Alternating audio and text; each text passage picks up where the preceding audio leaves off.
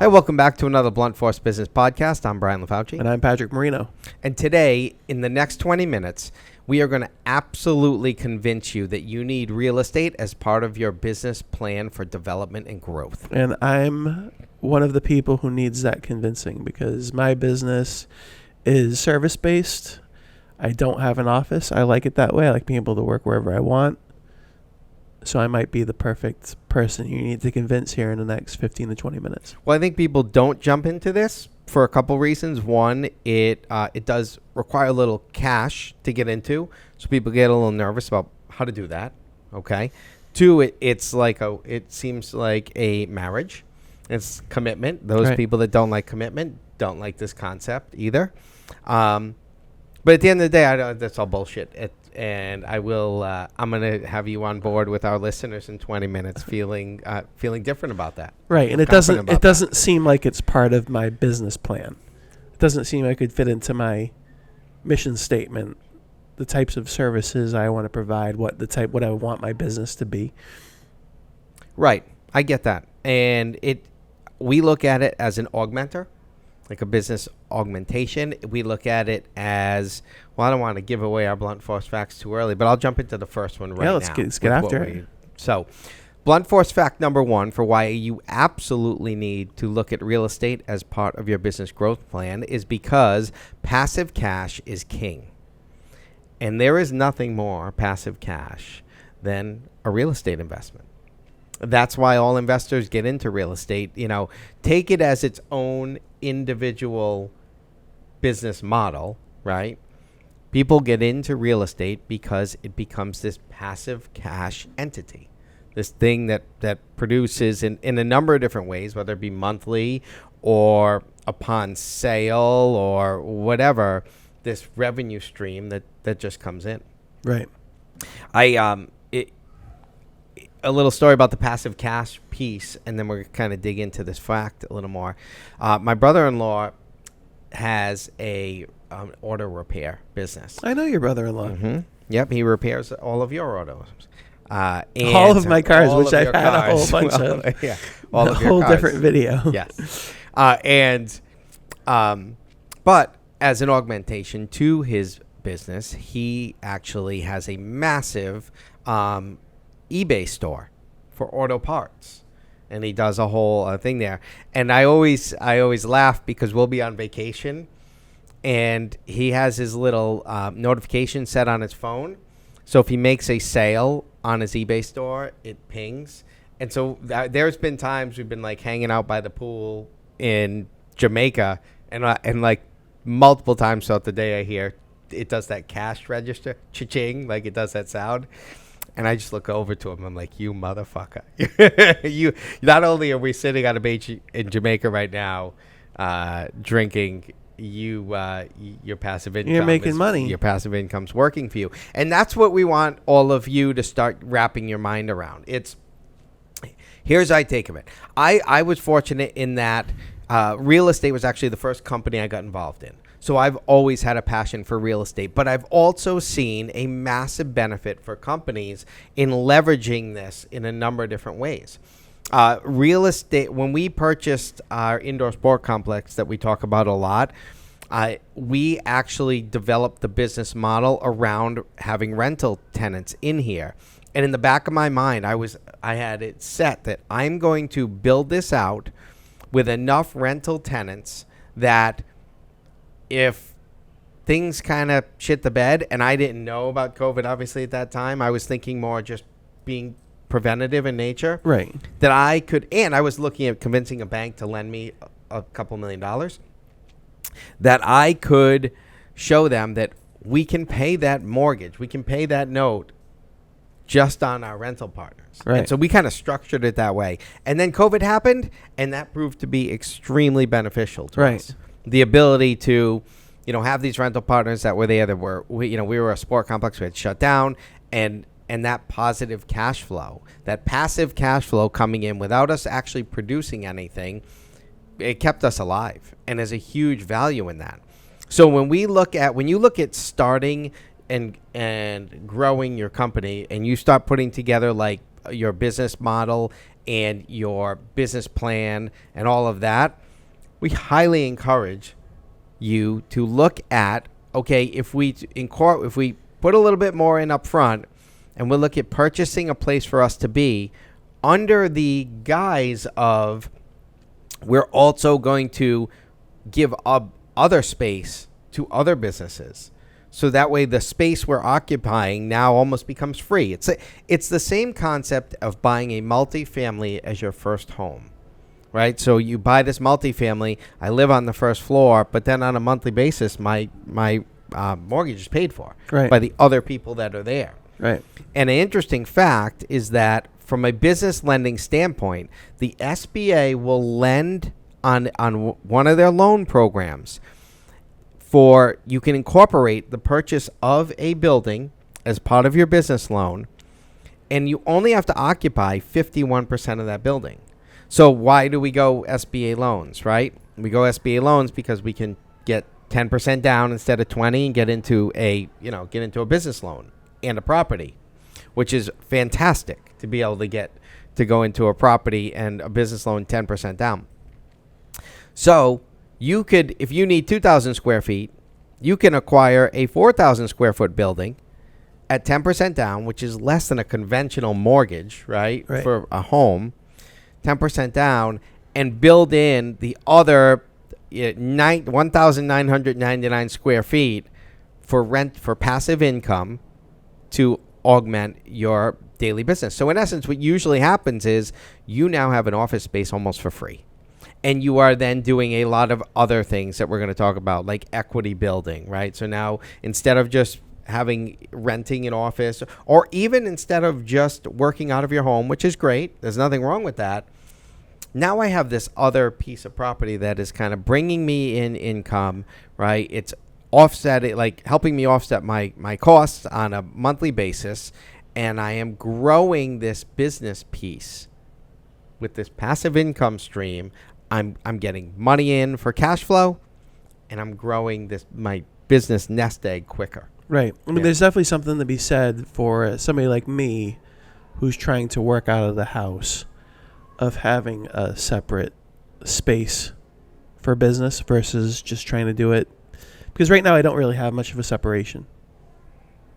And I've lived, but like, I can't say that I'm just getting used to it, because I mean, I've been doing this type of working for 25 years where I'm primarily home based, and don't have that separation between home life and business life, and it's been a challenge in a million different ways.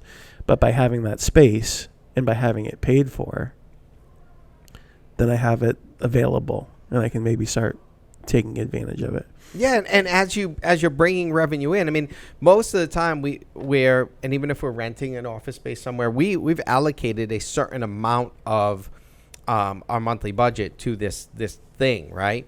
So if you're allocating it to this thing, and now even if you choose to put it back into the mortgage, then we're just building more equity, and right.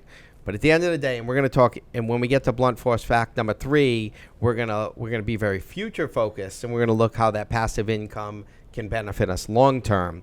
But at the end of the day, passive cash flow is king anywhere. So building in real estate into your grand scheme of your company growth plan is a great way to kind of bring in that passive income. Yeah, and passive is really my business model anyway, is to try and, well, not passive per se, but to try and get to the point where I'm just getting like a monthly retainer. Right. And it's like whether I do something or not, I get that monthly money. Yep. So this is similar. It's very simple. So this kind of fit the business model to a certain extent. Absolutely.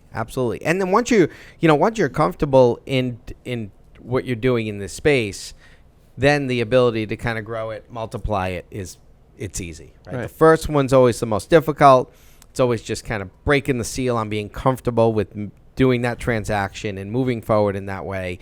And then once you break that seal, it becomes, most people who get into real estate don't just buy a property and then stop. They realize the value it can offer. Right. They realize how it can balance their portfolio a little bit too, and they kind of move forward. Well, the other issue is the time and the more that you're relying on that passive income, how does that fit into my time as the business owner trying to figure out like how, like in your experience, how difficult is it to fill that extra space? Because it's like, okay, now if I'm relying on it to pay the mortgage of the building, now I have to have somebody in there. And that means I have to dedicate some time to A, finding somebody to occupy that space, but also B, keeping them happy, answering their questions, dealing with shit that comes up, right? So it's like, and I know I've got a good friend who is doing this, right? And I know that he's had at least one really bad experience where he had to evict the person. Now that's time as well. But in his particular case, he needs that building. Like he can't run. He has to have a building. Yeah, exactly. It's right. like he's physical products and like, they have machinery in there. So it's like he couldn't do what I do. He couldn't work from home and do that. He needs to have the building. So from that sense, it's different from my situation. But if it was my situation where it's like I don't need the building, and now the building's a headache because A, I need to find a tenant, and B, if the freaking plumbing's out or the heat goes out or if he doesn't pay for a couple of months and I have to chase him down, now it becomes a headache. Like how do you mitigate that stuff? Or in your experience, is that not enough of a reason to not do it? That's a great question. So yes, there is, you wish you could say that there is not one downside to being a landlord, Right. but there are. In my experience, strong opinion, Yeah. the if well planned, if things are well planned out, if you take the time, and we can go into this in another podcast, but evaluating property is it's a whole other podcast. Right. Okay. So evaluating the property is important, picking the right property for the purpose of, will this be a good fit for a multitude of different tenants? So I have a wide range of people who'd be interested in being here. Yeah. Right. And we can talk about that another time. So yes, you have to evaluate that. Yes, you have to there are ways to protect yourself a little bit from having to evict people, but it happens. Absolutely. Does it happen? And if you have a good business attorney, right, that can structure your leases in a way where you are very well protected, then most of the time you're in a good spot. You're in as safe of a spot as you can be. And yes, I think you'll see that as we kind of get into this podcast more and talk about more of the benefits, to me they highly outweigh the risk. And if you're watching this, more than likely you're an entrepreneur. We're entrepreneurs. We're already in the space where we decided we are going to take the riskier route to provide for our family. Right. We already did that. Right. We could have taken the 9 to 5, and we could have done that. And I have done that. I mean, we've all at certain point in time done that. We've already decided that we're not going to go that easy route, and we are willing to take some risk, mitigate the risk, but for the long-term reward, right? And to me, there's no better reward than passive income. Right. There isn't. I mean, there's no better reward than being on the beach, sitting there, and knowing that there's going to be money that flows into your account every month. Right. And it's especially when that property's paid off. So just like anything, then it's like, do your research, be prepared. Yeah. And like I said, I think that's a great podcast we can do for another time for those people that do want to go down this road. I think it's a viable piece. I recommend every startup to look at including real estate into their long-term plan as a way to help with their exit strategy. Right. Is that blunt force fact number 2? Because we got to get number 3. So blunt force fact number 2. You still got to convince me. I don't know how much time we have left. But we still get some time. I got 10 more minutes to convince you. All right. So one is the passive income is a great addition to you. Blunt force fact number 1. Passive income is king. Blunt force fact number 2 is real estate is a great way to beat the man. Okay. And we are always trying to beat the man, right? So we are always trying to find ways to legally divert our tax liability. The more money we make as a business, the more money that we have to pay. And if we start to really grow and fall into higher tax brackets, then the man comes along, he takes more of that. Right. And what real estate provides us is another alternative of ways to take losses, take depreciation, invest in something that when you put money into it is increasing its value, but when you put money into it is also a deduction. So there is a lot of flexibility that is offered with you through your tax accountant professional when you have a real estate asset that they can manipulate in the legal ways it can be manipulated to help with your tax liability. And on a yearly basis, that's great, because for individuals like us in the service industry or that are producing product and things like that, sometimes we get into the situation where we land a couple big contracts. Now we have a tax issue, Right. that we have to either just pay and deal with it, or are there things out there? We're always looking for any possible way that we can keep as much of the money as we make legally. Right. Yep. Right? We're all trying to do that. We're all doing that. And as we should. Yes. And there's a bunch of ways to do that, and real estate is a great way to do that. It is a fantastic way to have tax liability options, if planned out correctly, that can help offset your business income. So we make money to keep as much of it as we can, and this will open the door to a number of different ways. And that blunt force fact is a quick one. Right. It's a quick and easy one, but it's just the reality. The challenge, though, is once we become a landlord, then we are the man. You are the man. We are the man to a certain extent. Like in some worlds, we're the man. Like people true. freaking don't like landlords. True. You're the man if you are the man if you do not do the right thing morally by your tenants, and that is not something that I do. Right. I don't specifically believe that landlords are evil, but we kind of join the dark side a little bit. It's like, the great way to not be looked at that way as a landlord is this: 1, be responsive. 2, have a lease that outlines very specifically whose responsibility is what. Right. And what a lot of people do is they say, I'm sending over the lease, look it over, sign it, and get it back. That's a no-no. And the reason that's a no-no is because, it's great if they just sign it and get it back, but what's better is going through the key components with them and having the conversation. Okay, this is what this means responsibility-wise. So we're providing you with this. However, because this is a triple net lease, if your roof leaks, that would be your responsibility. Do you understand kind of how that works? Is that okay? I mean, this is standard in the industry, and this is what you'd be responsible for. This fee right here, this covers your plowing. If it can be adjusted every year, depending on if we get a ton of snow. So it's almost we make the fee off of last year's snowfall costs, right, or snow removal costs. But next year, if we had a bad year where there's a ton of snow removal costs, this will adjust. And then if it goes down, we'll adjust it. So it kind of lags a year behind. Do you understand that? If you have that, which very few people do that. Right. They just send the paperwork and say, call me if you got any questions. And what do? We fit in signing it into the middle. So from a landlord standpoint, yes, we could become the man. But if we're moral and communicate well with our tenants, we usually don't fall into that bracket. From a tax standpoint, the way we're going to beat the man is we're going to incorporate another asset into our business portfolio that gives us tax benefit flexibility, bottom line.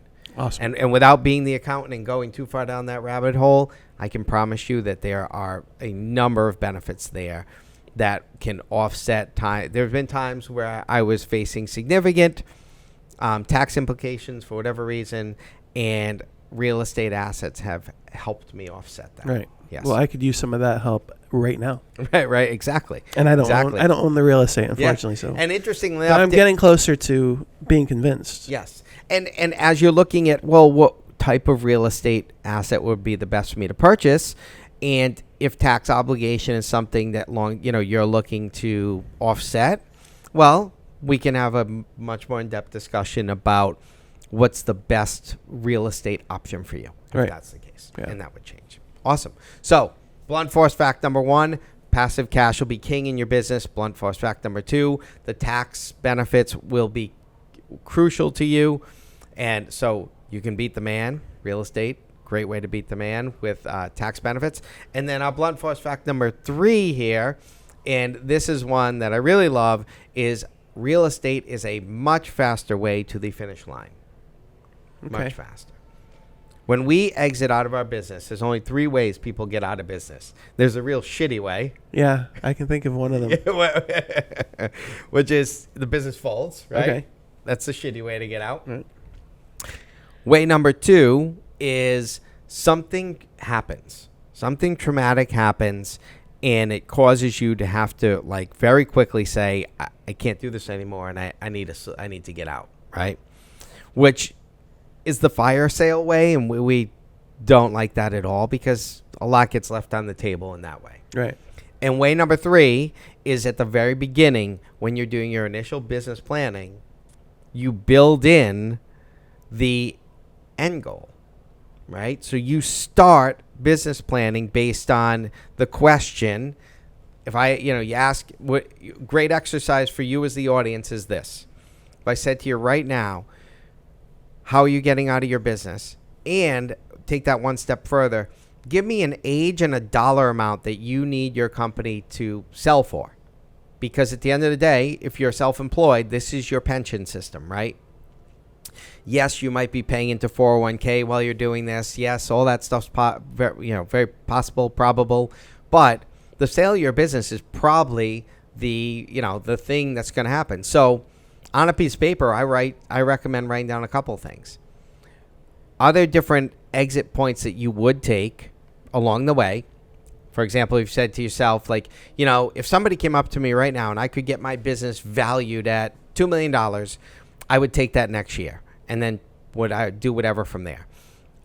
So write that down. And what is that for you? And lastly, if you got to the point where you say, I really don't think I want to work past this age, and at that point, I would like this business to be worth X, write that down as well. And that from there, we can then build in, okay, how are we going to get there? And this is where real estate can help you exit faster, is absolutely key. Because when you evaluate business for sale, it's all based on pretty much an industry multiplier and how much your business is making, right? So your business is making, after everything, $100,000 a year. You can look at what the multiplier is in your industry. Let's say it sells for like a 3 or 4 multiplier, and then maybe your business is worth $400,000 to someone. Okay, great. Now, in your mind, your exit strategy is $1 million. Well, okay, so how do we get there? Well, that would mean you could take that same formula, and now you need to grow your business X-fold between now and then so that someone will pay for it. Or you can do what? Sell your real estate? You can have a real estate. Yeah, exactly. So you incorporate real estate. A lot of times in businesses, the real estate is worth more than the business. Right. Very, very common. So if incorporated into your initial plan, that end state of $1 million can come much faster. Right. Just through natural appreciation of real estate. Now you and the tenants are paying down the mortgage, so the equity's building throughout this whole time. So in a quick scenario, let's take 2 companies really quick and just show how this works out. I start my company today. Okay, I get a business loan of $100,000 to start my company, and I'm paying that off over time. I rent my space. So I find an office, build it out with that money, and I rent the space. And I spend, $2,000 to $3,000 a month renting that space for the course of 10 years. So at the end of those 10 years, that rent has gone up, and that money's gone. So that money all goes away. So we can, without doing the exact math on that, let's just say that's $250,000, $300,000 that went away. Now we take that same scenario and we maybe build in a little bit of a bigger loan. So instead of that $100,000 day one, we maybe take $150,000 and we purchase this building in the model that we talked about earlier. Now there is no rent because we now own the building, and yes, we have the random upgrades and landlord issues that you talked about. Those exist. But now in the end, take that same $250,000 that we pay rent back to ourselves. Okay, so the company pays rent back into the company we established to purchase the business with. So now we've paid that rent back into ourselves. So what we've done is we've now, that now isn't money out the window. That now is equity in the building. So at the end of 10 years, that same company is worth $300,000 on paper. Okay, we bought a $300,000 building, we'll say, at that time of purchase. Okay, and we went through that process. So 10 years, company's worth $300,000. It sells for like a 4 multiplier. We're walking away. Someone comes in and offers us $1.2 million. Great exit strategy.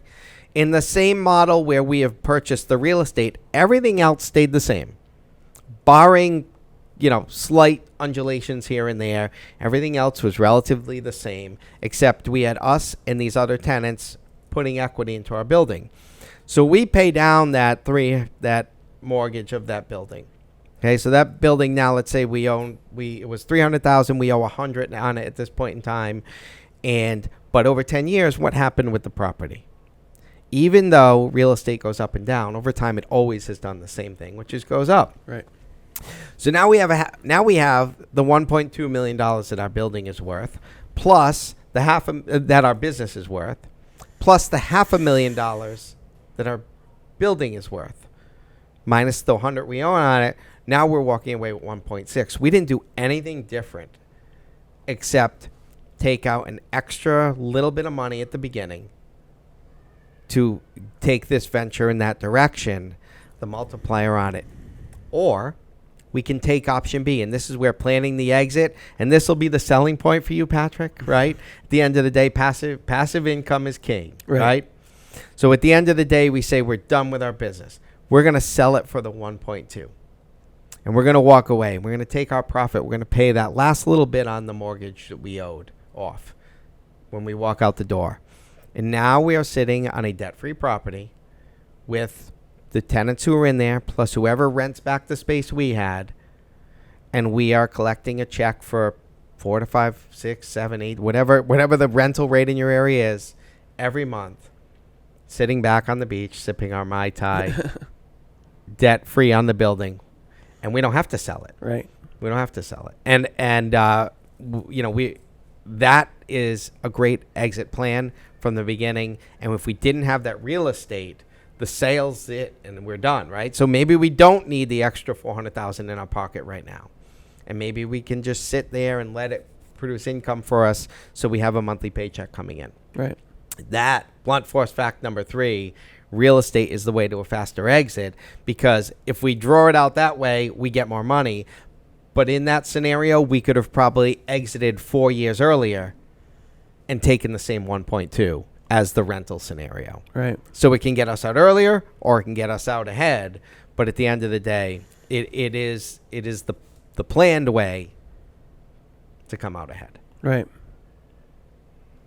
Are you convinced? I'm pretty convinced. I'm not sure. Are they convinced? Yeah, I don't know. It's interesting to think about, for sure, especially from a business perspective. I mean, it's definitely like educational when you're someone like me who doesn't have the experience that you have in the real estate area. And you listen to some of these news stories, business news stories, where they're like, oh, you see these bigger companies buying up all these smaller companies. And then you're like, oh, why are they buying that? The company that doesn't do any business. Well, like a lot of times they're doing it for the real estate, not for the, like the business can fail or whatever, but they know that they're getting that real estate as part of the deal.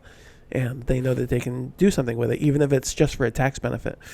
Right. And that's not something that somebody like me, who's just solely, I'm so focused on just this idea of service. We had a guy in one of our calls talk about no overhead. You know what I mean? Like, these are the things that, to make the business easier to run. How can I make it more affordable, be a differentiator? Like, how can I make more of my money? And one way to do that is to not have overhead. Yep. And one way to not have overhead is to not own anything. But this is a whole other way of looking at it. Yeah. This is my way. Yeah, for sure. Yeah. Yeah, I'm sold on it. And, we all have our ways, but this definitely is what I would guide our clients towards for the end state. We're doing this to exit Right. eventually, and just we to wanna confirm, make- I mean, you see this as any business. and I tell not only that, not any business. Let's say you're listening to this and you are not the business owner. Let's say you're the COO, or you're just trying to better yourself as in your work. Then make this your personal goal. Right. Make this a personal goal to increase your personal assets and make it your end state. It's a great augment to anything, personal and business. Awesome. Good stuff today. Well, maybe we convinced a couple people out there. I'm sure we did. I'm Brian LaFauci. Patrick Marino. And thanks for watching. Thank you.